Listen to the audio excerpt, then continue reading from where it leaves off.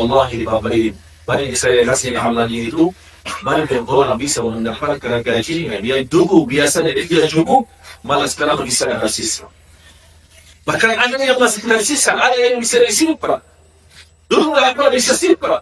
Kenapa? Karena dia memohonkan sedekahnya, Allah lipatkan 10 kali lipat. Bukan hanya orang itu salah.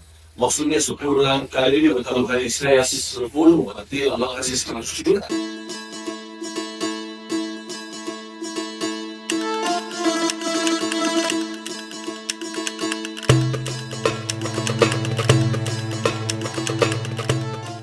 Assalamualaikum warahmatullahi wabarakatuh. Waalaikumsalam warahmatullahi wabarakatuh. Alhamdulillahi rabbil alamin. Wa ashhadu an la ilaha illallah wahdahu la syarika lahu was-salihin. Wa ashhadu anna sayyidina wa nabiyyana Muhammadan abdullahi wa rasuluhu as-sadiqul amin. Allahumma shalli wa sallim wa barik ala sayyidina Muhammad wa ala alihi wa sahbihi wa man tabi'ahum bi ihsanin ila yaumiddin. Subhanaka la ilma lana illa ma 'allamtana innaka antal alimul hakim. Alhamdulillah. Ramadan dengan silakan pada minat dan keluarga besar bertambah. Pada saya hadir di acara ini. Dalam sahabat kita belajar ilmu. Pada saya ingin masih banyak besar dari wilayah. Tapi menurut saya itu adalah ujian. Kita terpilih untuk memberatkan acara sebenarnya di situ adalah ujian. Mudah-mudahan kita sama-sama bisa berjuang untuk agama Allah. Seikhlas-ikhlas sampai kita meninggal dunia. Untuk kita menolong agama Allah, Allah tidak membutuhkan pertolongan kita. Itu harus dikatakan. Allah tidak membutuhkan pertolongan kita untuk agama. Allah tidak membutuhkan ibadah kita untuk Allah. Soal agama, Allah sudah janji akan disempurnakan agama, walaupun buat kafir membikin. Jadi kita mau tidak mau menjadi orang yang beragama, muslim yang sejati, yang bisa memperjuangkan agama, bisa membawa nama baik agama, kebahagiaan dan berhubungannya dibanding pada diri kita. Tapi Islam akan disempurnakan. Sebagaimana firman Allah Subhanahu wa taala, yuriduna liyutfi'u nurallahi biafwahihim wallahu mutimmu nurihi walau karihal kafirun.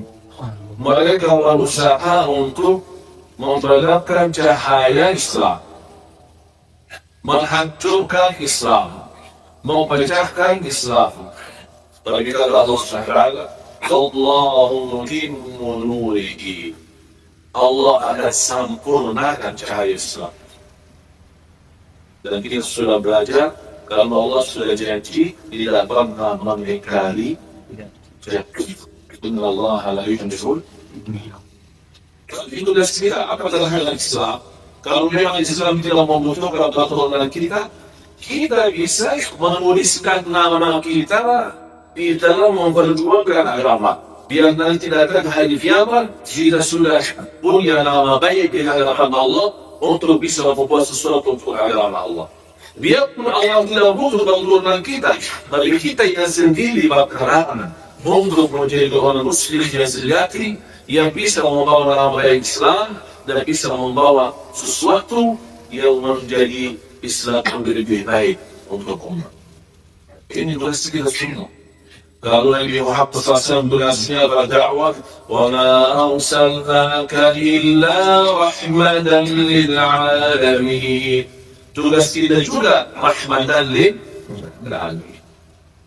menjadi rahmat bagi seluruh alam, menjadi rahmat bagi sesama muslim, menjadi rahmat sama beda agama, menjadi rahmat bagi beda budaya, menjadi rahmat bagi beda bahasa. Di mana saja berada, orang senang karena sama kita, karena bukan kita keluarga besar, bukan karena kita orang kaya, bukan karena kita siapa, tapi karena kita orang Islam.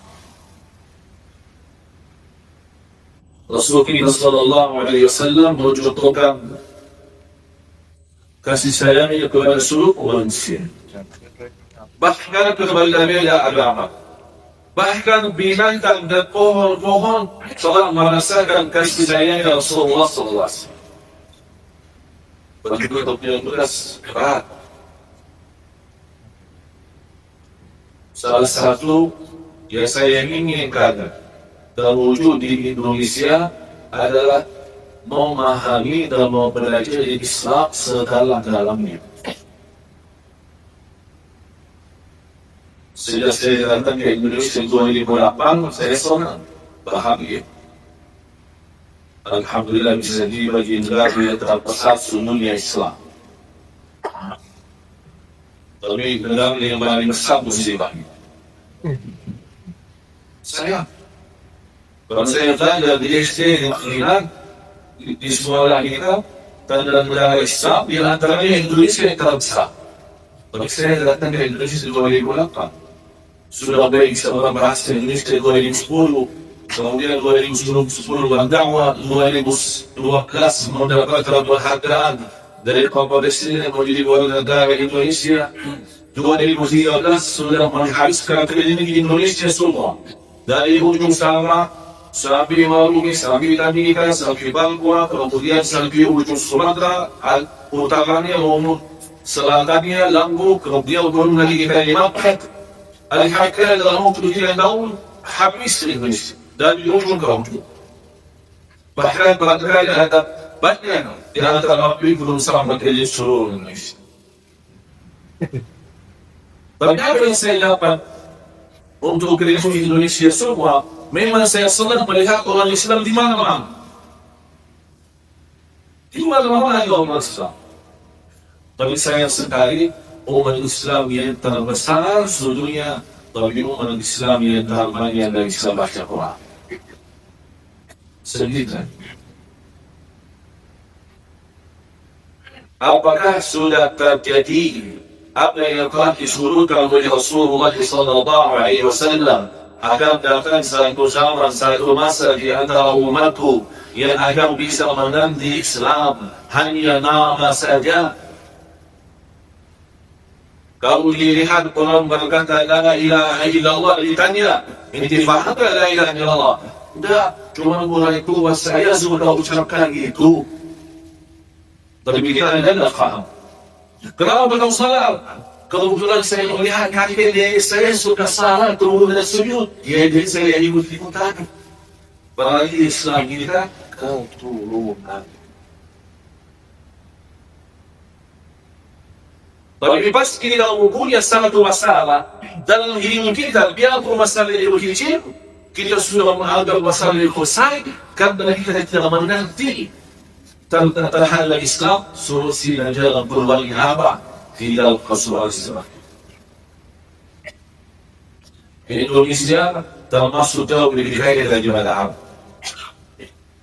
Tahu nggak kenapa? Kekayaan Arab cuma lebihnya.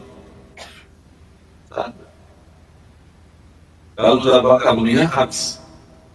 Dan bahkan waktu lagi Faisal pernah mengancam untuk membakar ini. Sampai Amerika itu ketakutan. Presiden Amerika naik sepeda. Karena ini habis. Kata Ali Faisal, karena dia sebagai orang Badui bisa hidup di negeri kita dan minum susu unta selama Burma dan di Wahangud. Udah habis. Itu kekayaan kita, tidak ada lagi. Tapi di Indonesia apa kekayaannya? Semua luar biasa. Bahan alamiah luar biasa di mana-mana. Pohon kenapa bisa dimanfaatkan dari akar sampai daunnya. Banyak lagi. Subhanallah.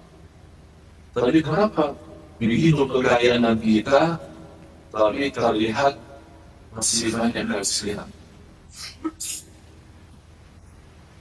Karena ada dua hal. Kita belum pandai bersyukur terhadap nikmat yang Allah berikan. Akhirnya salah guna nikmat. Korupsi, penipuan, penjualan, salah guna. Yang kedua, tidak terbagi secara adil.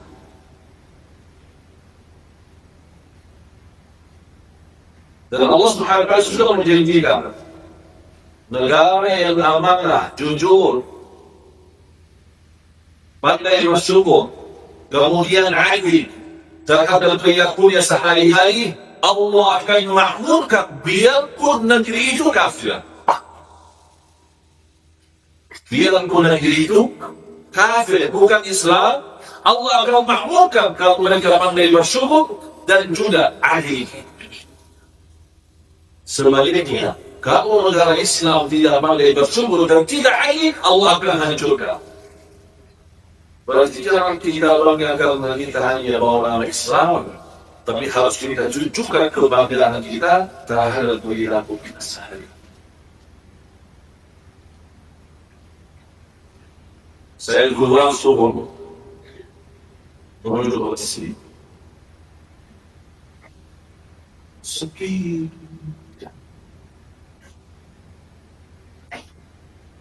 Belum jam 6, perhatikan. Apa yang dikejar oleh manusia? Bukan mencari Allah yang sebagai, tapi takut terlambat mendapatkan rezeki. Padahal sesungguhnya kunci rezeki. Kita sekarang nak selalu karena ketiduran, apalagi habis lama di dalam untuk Liga Inggris. Yang mereka disuruh ke tiduran, terus apa? Ya Allah mudahkan rezeki yang mana? Kuncinya ada di bawah. Kuncinya ada di mana? Bagaimana kita bisa mendapatkan rezeki? Musibah macam tidak ada dalam hadis ini. Karena kita salah menjalankan apa? Apa yang suara rezeki? Kita boleh takut. Takut orang ambil rezeki kita, takut kehabisan rezeki kita. Saat kita berinfak saja, kita orang yang menjadi Tuhan. Kalau orang yang bersedekah, kita kita sama-sama bersedekah, membantu warga bahagia. Jadi program kita ada 100.000, 50.000, 10.000, ada 1.000. Biasanya keluar dari mana? 50. Insyaallah.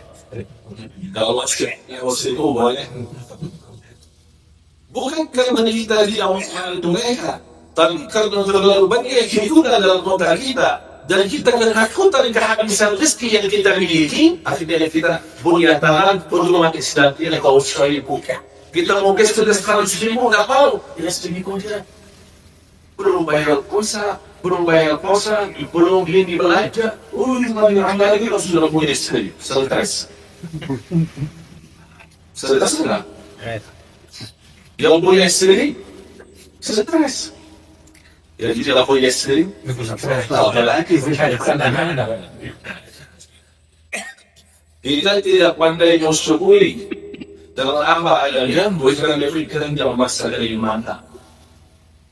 Saya bertemu sama seorang ayah saya dalam jalan. Kita lihat dari orang yang beliau melihat rumah yang disewa. Ini dari orang yang itu, apalagi di pusat di dalam makanan banjir.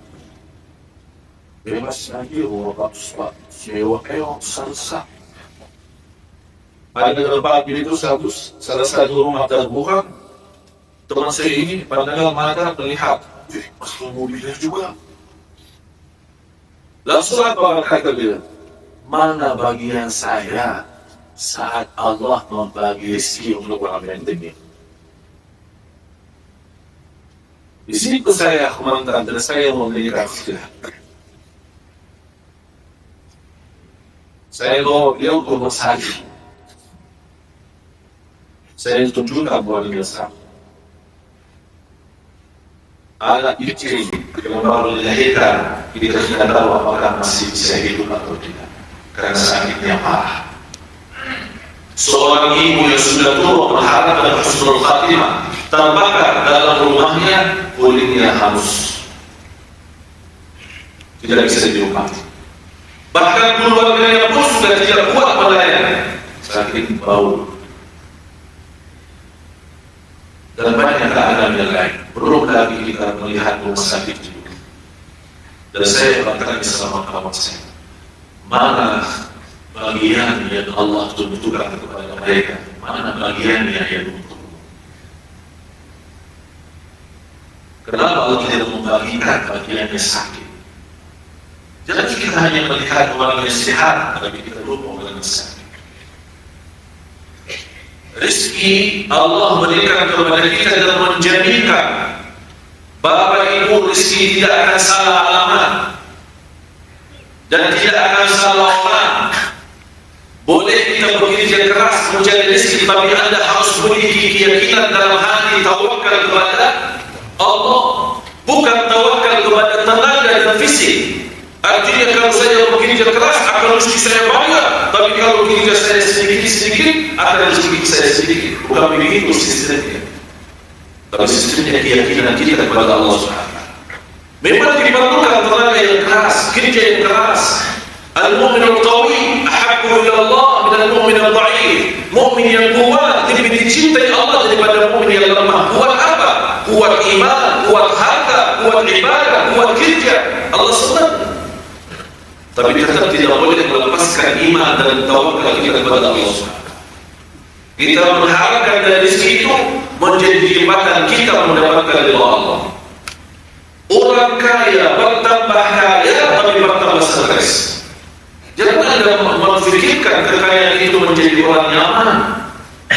Tadi ada orang kaya bertambah stres, bertambah penghasilannya, bertambah dari pengeluarannya. Bertambah bayar pajak, bertambah bayar zakat, bertambah macam-macam. Tapi kalau kita sederhana, bisa saja uang yang kita terima belum tentu ada zakatnya. Berarti walaupun hasil kita sederhana, tapi pengeluarannya pun terbatas. Tapi orang kaya apa? Berapa banyak mobil, berapa banyak rumah, berapa banyak perusahaannya, berapa lagi ini, belum zakatnya pun. Kalau dia amanah dan jujur, memang sistem Islam tidak menanjurkan kita suka simpan duit. Bahkan kita hidup dengan apa adanya dan tidak usah fikirkan besok, karena besok belum tentu bisa jadi umur kita. Bisa hari ini kita meninggal dunia, tidak usah fikir besok. Besok kalau ada umur berarti ini ada rezeki. Kalau besok sudah tidak ada umur berarti sudah tidak ada rezeki. Karena Rasulullah sudah menjanjikan, lan tamuta nafsun hatta tastawfi rizqaha wa ajalaha. Tidak ada jiwa pun yang akan mati sebelum dipenuhi rizkinya. Jangan khawatir. Bahkan Allah berfirman di hadis yang qudsi, ya ibn Adam khalaqtuka li'ibadati fala tal'ab wa qultu laka rizqa fala tal'ab. Wahai anak Adam, aku menciptakanmu untuk hanya beribadah kepadamu, jangan main-main. Mohon maaf kita terlalu main-main dalam ibadah. Seenak-enak. Kalau salat subuh kagak tidak, kalau mau duha kagak tidak. Pas lagi susah banget, luar biasa istiqamah salat. Pas begitu aja, kembali biasa-biasa. Berarti ini main-main ibadah sama. Soalnya kita cuma pilih sama Allah. Soalnya kita beribadah minta Allah balas. Kalau Allah belum berikan kemudahan, kita namun ya Allah mana apa? Kita protes. Padahal kita semestinya kita sudah belajar. Qul inna salati wa nusuki wa mahyaya wa mamati lillahi rabbil alamin. Semua ibadah kita, semua gerakan kita lillah. Dapat dimudahkan rezeki kita, dapat dimudahkan rezeki bukan urusan kita, karena semua rezeki urusan Allah. Urusan kita ibadah kepada Allah. Wahai anak Adam, aku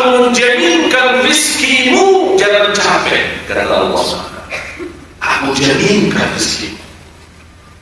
Bapak dan Ibu, saat kita dalam kandungan perut ibu selama 9 bulan makan minum kan, tapi ada sistem khusus makan minum. Tapi di tempat tertutup bisa kita makan, bisa kita hidup sampai kita lahir dalam sehat dan selamat. Apakah bagi Allah yang begitu mudah mengatur rezeki kita di tempat yang tertutup, apakah sulit bagi Allah membagi rezeki saat kita lagi sudah keluar di tempat yang begitu luas dan terbuka? Justru lebih mudah lagi.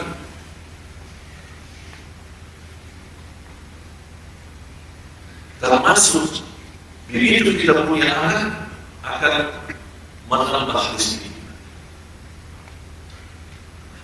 Dan orang berpikir, ya Allah, istri saya hamil, gimana? Dia sudah pikir dulu. Dia tidak tahu Allah sedang menentukan rezekinya sampai anaknya itu mati. Jangan pikirkan dan ikut campur urusan Allah. Pasti akan stres. Urusan Allah apa?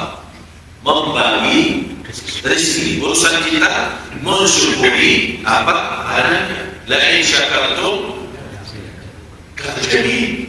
Syukuri, Allah akan memberikan. Menambah. Sejak kita bersyukuri, kita selalu berinfak. Ini salah satu berkah. Selain kunci salat subuh, berkah rezeki kita berinfak. Bulan ini kita terima gaji, sebelum kita hitung-hitungkan gaji kita kemana? Keluar zakat. Bukan nama zakatnya, tapi saya bilang sedekah. Karena tidak ada zakat bulanan. Di Indonesia biasa bulanan. Kalau ada keluaran bulanan itu namanya sedekah. Kalau zakat mal baru tahu. Bagaimana zakat seorang karyawan yang bekerja menerima gaji? Bagaimana hitungan zakatnya? Karena saya tadi katakan kalau berbeda zakat, zakat berkali.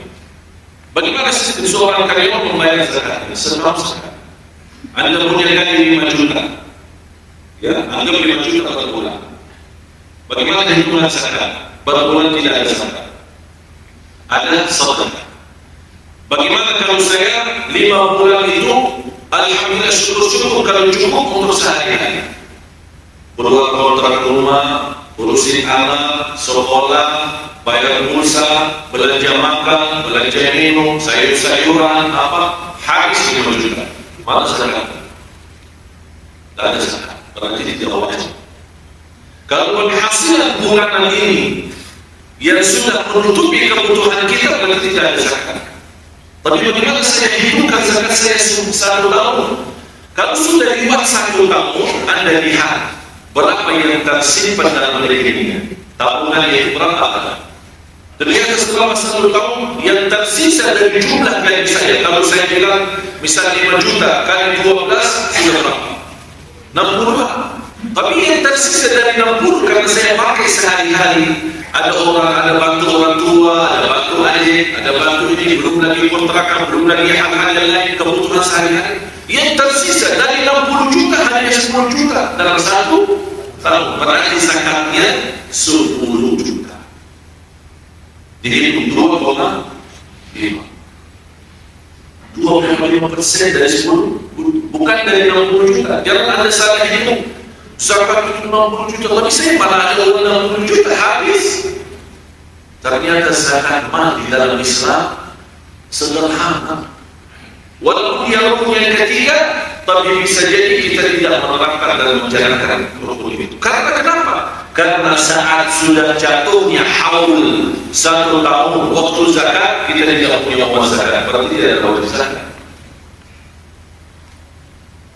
Bahkan ulama menjelaskan kalau ada orang walaupun bekerja, tapi hasil pekerjaannya tidak menutupi kebutuhannya, boleh dia terima zakat.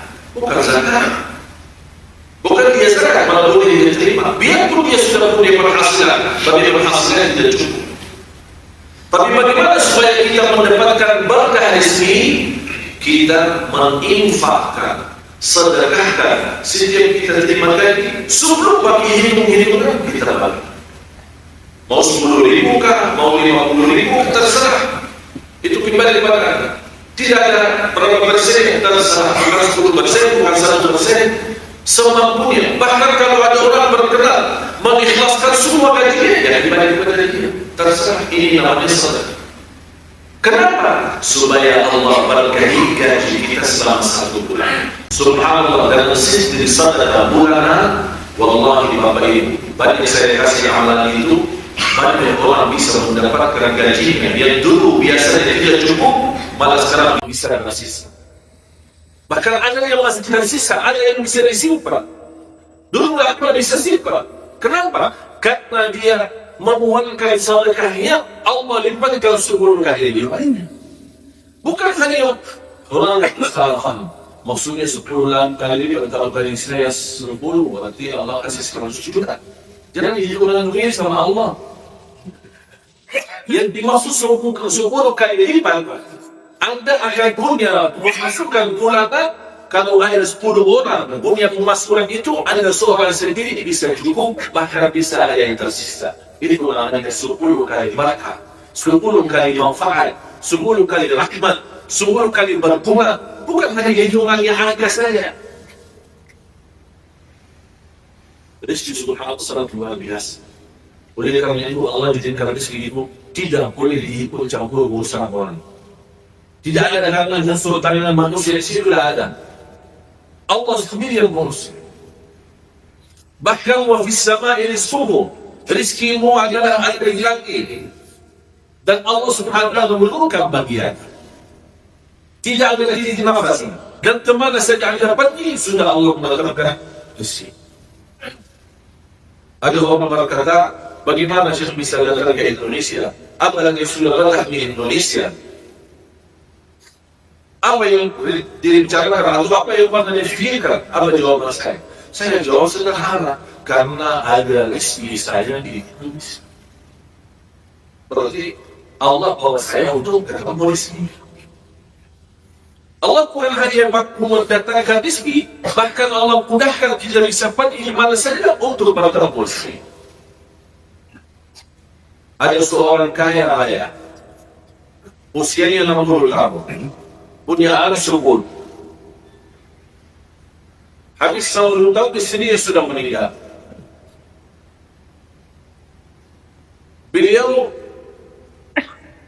sesudah habis meninggal istrinya 20 tahun, sampai usianya 80, masih sehat, ingin nikah.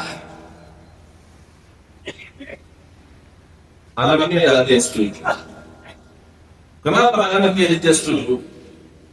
Mereka takut kehabisan hartanya sama istri bang, atau dan anak-anak yang baru yang akan ditandani. Jadi akhirnya mereka bersatu memperjuangkan supaya bapaknya yang boleh nikah. Bagaimana mereka tidak pernah bisa sibuk untuk kurs bapak. Mereka selesai menghidup sendiri. Bahkan bapaknya sendiri ada yang ngurus. Tapi mas begitu ada rencana menikah semua tidak restu. Sebabnya apa? Ketakutan kehabisan yang ada di bawah. Mereka bahkan mengharapkan bapaknya yang meninggal supaya sebagai orang yang mati warisan. Apa yang terjadi di bapak itu? Bapak yang bercerita, demi Allah, 10 anak saya semua, saya sendiri dan antara saya sendiri hubungkan mereka satu demi satu, satu bersatu. Selama 5 tahun, 10 anak meninggal. Dia masih hidup. Sekarang usianya 85. Begitu dia 85 dia nikah. Dalam 7 tahun dia sudah bisa mendapatkan berapa anak? Kalau tidak tahu, ternyata mereka yang takut kehabisan warisannya sama orang lain, mana mereka? Tuhan, apa yang dia dapat warisan? Anak. tidak salah takut soal rezeki. Ada orang saya takut karena salah ambil rezeki saya. Ini semestinya, ini buat saya, ini sebenarnya bagian saya, ini sebenarnya nasib saya, ini saham saya. Kalau memang saham kita, Allah Maha Adil, jangan takut. Ini sekarang datang atau kapan di waktu tertentu akan datang. Kalau ada orang menzalimi kita, mengambil dan mengucapkan urusan rezeki kita, dan kemudian dia mengambil dari tangan yang berbuat kezaliman, jangan takut. Allah adil. Kalau memang itu rezeki kita akan sampai. Dan tidak boleh kita mati. Itu adil Allah. Tidak boleh kita mati. Itu kewajiban atas Allah. Kewajiban atas Allah. Kita punya wajib atas kita terhadap Allah. Allah juga punya wajib atas dirinya terhadap kita. Apa? Tidak boleh kita mati sebelum dibunuh rezeki. Bahkan ada seorang orang Batak dari salah satu jamaah sudah lama di rumah sakit. Bahkan keluarganya sudah pusing-pusing. Ada yang datang ke saya, ini tidak tahu ayah saya ini. Dalam keadaan koma, kita tidak tahu mau hidup atau mau mati. Kayaknya lebih baik mati aja kita daripada pusing. Ini kata anaknya. Apa yang terjadi? Habis 2 minggu, beliau sadar. Bangun, kembali sehat, normal. Kedua, hari acara kuburkan anaknya. Anaknya mati duluan. Ada satu lagi, 1 bulan lebih dalam keadaan koma. Tidak bisa makan, tidak bisa minum, tidak tahu hidup atau mati. Tiba-tiba habis 1 bulan lebih, bangun di rumah sakit sadar. Semua orang dokter heran. Tidak ada efeknya sama sekali, normal, sehat. Langsung di malam itu dokter ambil keputusan boleh keluar dari rumah sakit. Sampai di rumah, dia panggil anaknya. Aku ini makan padang. Dibawain makan padang. Maka aku mau pensi. Kau tumben bapak ini minta pensi. Bukan air putih, tidak minta pensi, saya mau pensi. Dibawain. Minum, meninggal.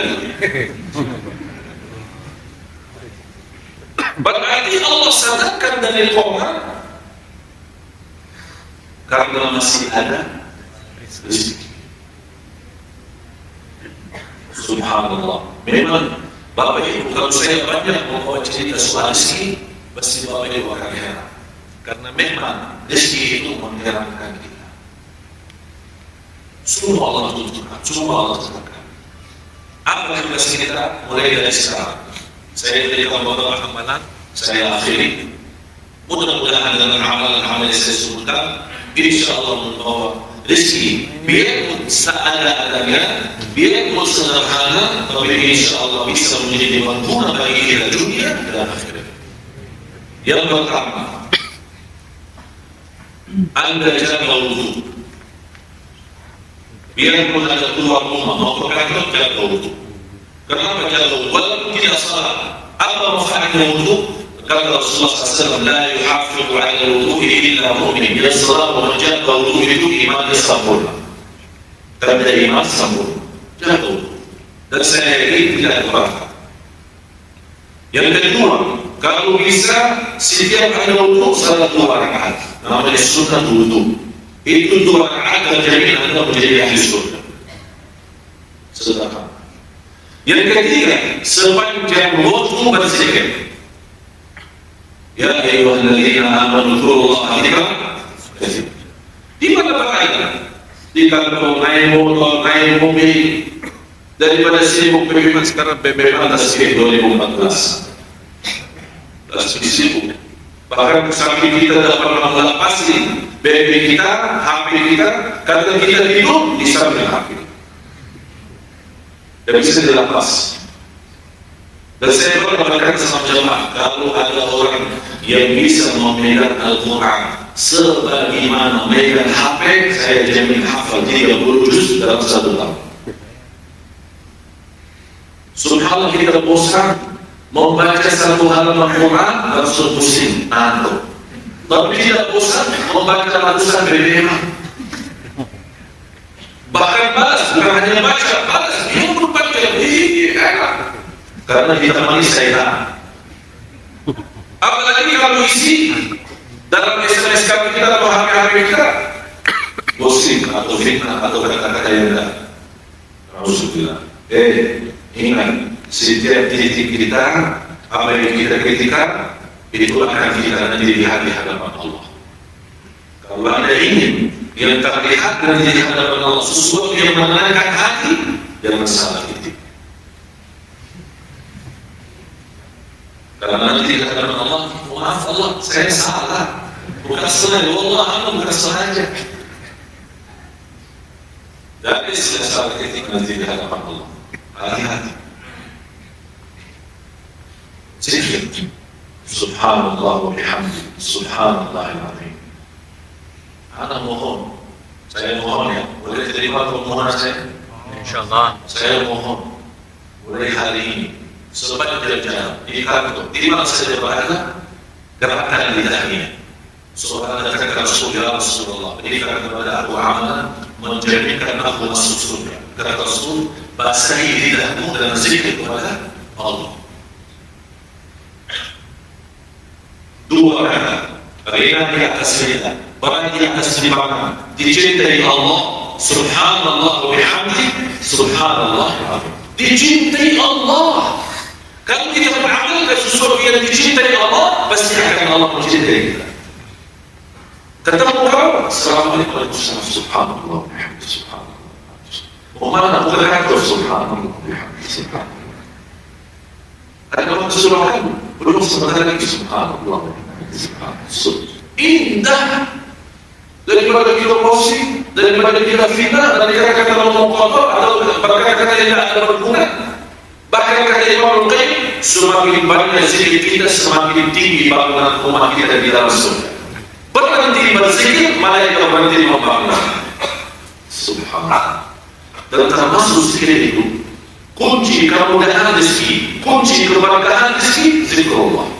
Bahkan termasuk salah satu ibadah yang paling hina, tidak perlu wudu, tidak perlu hadap kiblat, dalam keadaan apa saja.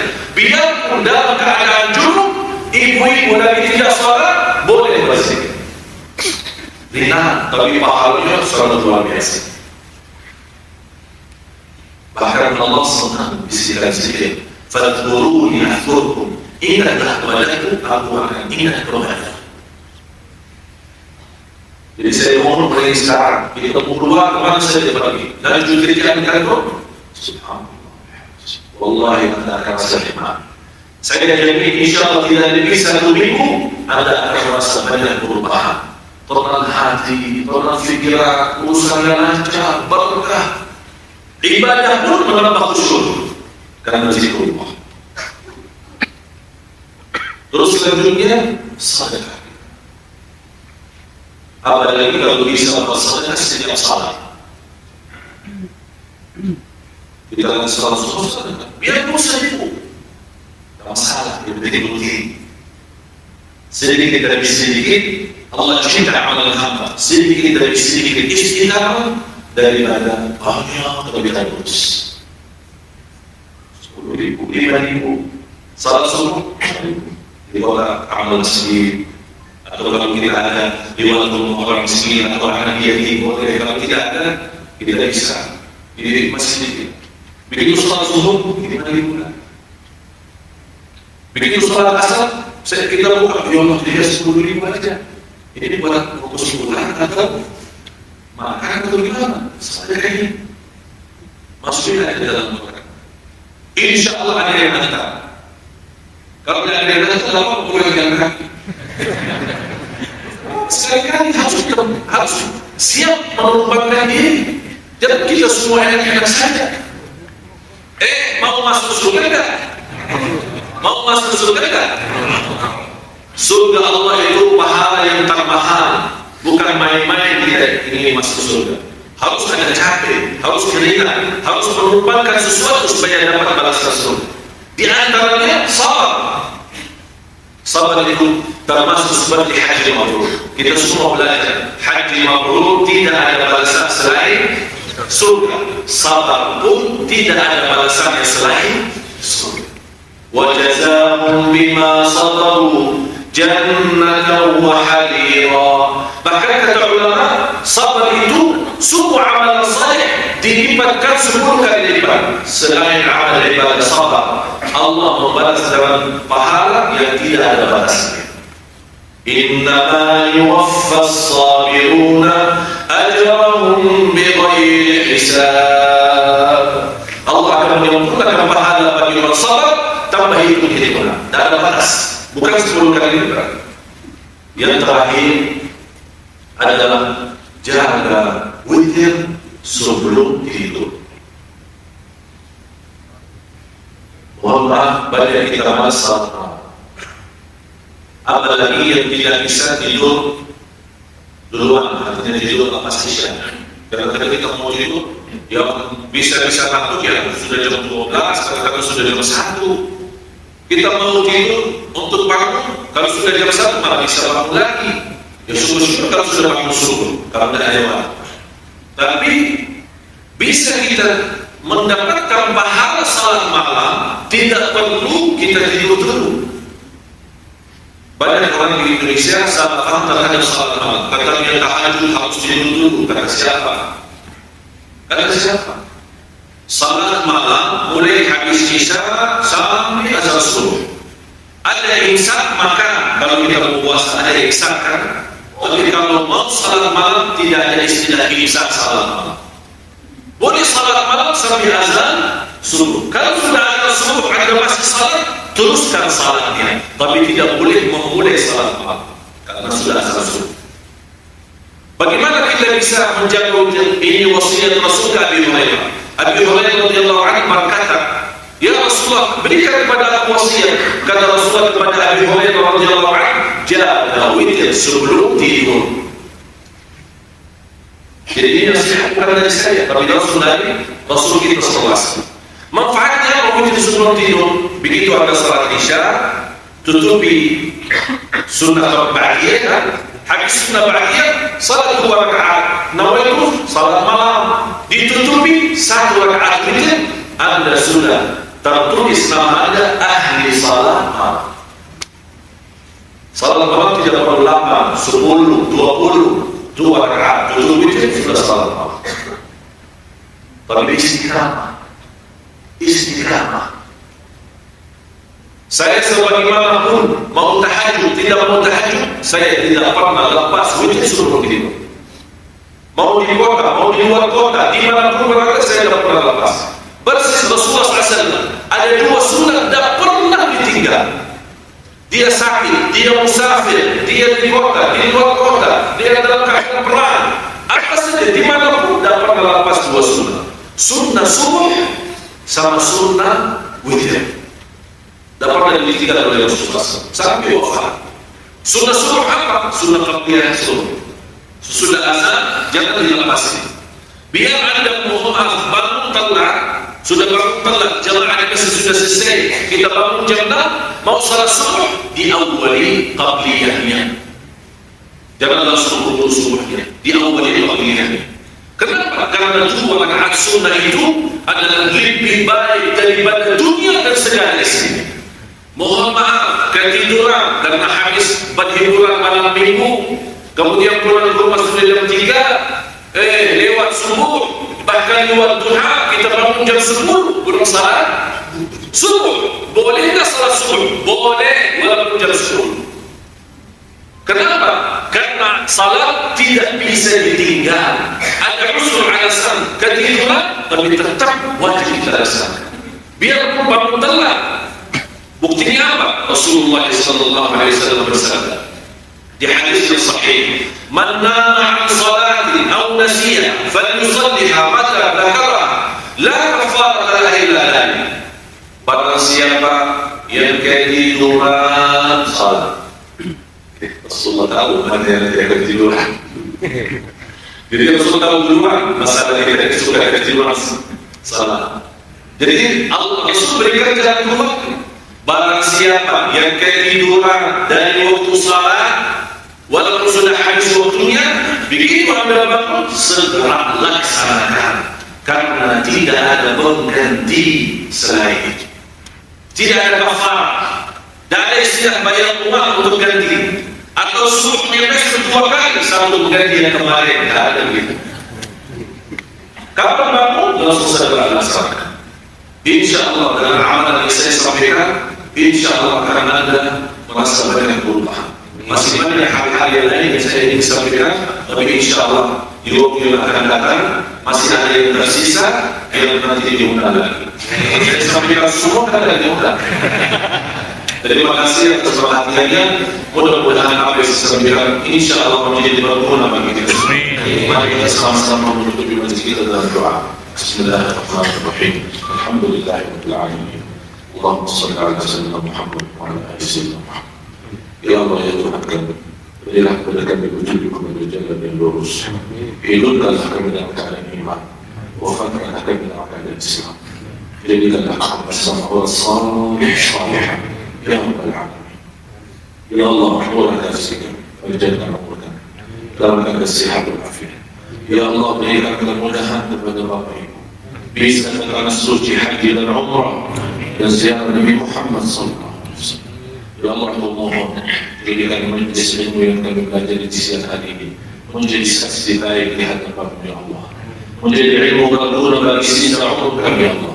Agar sisa umur kami menjadi lebih baik daripada Islam. Ya Rahman. Ya Allah, aku mohon untuk semua jamaah yang hadir serta keluarga kami. Lepas acara ini masing-masing pulang sudah diampuni segala dosa. Ya Allah, aku mohon untuk semua yang hadir di siang hari ini, lepas acara ini pulang masing-masing sudah diampuni segala dosa, disucikan hatinya, dibersihkan jiwanya, diselamatkan setiap langkah-langkah. Ya Allah, aku mohon untuk Bapak Ibu di siang hari ini pulang masing-masing membawa ridha-Mu ya Allah.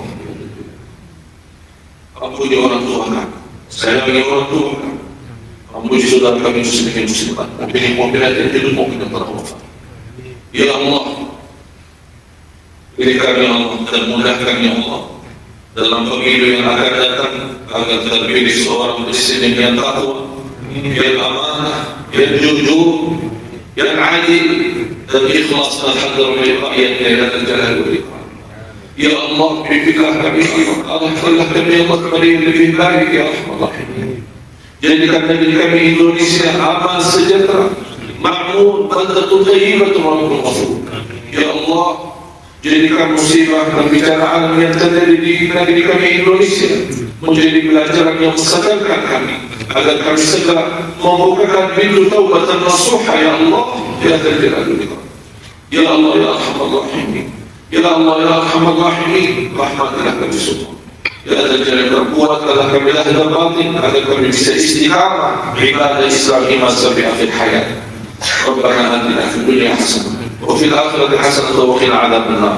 Wassallallahu ala sayyidina wa nabiyina Muhammad wa ala alihi wa sahbihi wa baraka wasallam.